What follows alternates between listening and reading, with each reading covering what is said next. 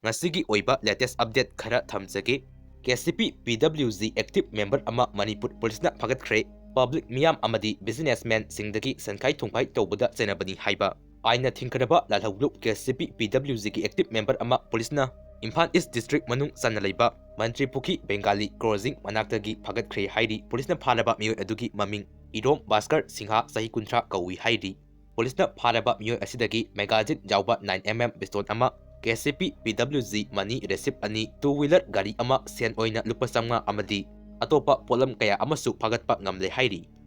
Irengbam bumper zone lansintuna Kuki taba Jagada Changnaba Hotnarmba Meitei manga security force na Kanba Ngamkhre Manipur Langaki Council of Minister da yauriba Kuki Minister ani lauthoknaba CM da taksinkhre. Kuki singi lambi amuk thingba haukhre. Ngahaki mamangda sindadam amadi kadangbanda Kuki na akanba mawongda nomay kapsilakhre hairi.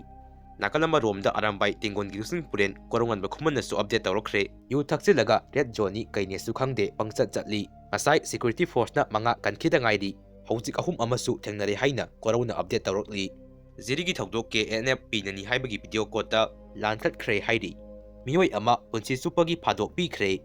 Kuki Nupi singna singthaktagi central force sing tanthokna bahonabada central force na tiagas kapada Asok Apn nangba yaukre special code NIA na muslim naha ama terrorism ki thabuk tawbagi sahi taret phadok pi khre Saikhunda CRPF ka muknarakpadagi emergency shutdown tawkhre hairi leibak asigi apunbagi sakamda thugaina bahonarli basingda aikhoi surrender khak tawroi CMN Biren Singha Ziribam Hospital District Hospital on khatlu haiduna wakat mifam sathakre marang trobungda bihi epta GR na phurakre hairi Kuki singilan makhatana satharaknabadi ahum suba nupilan thoklakloi hainingai leite waikhom bormani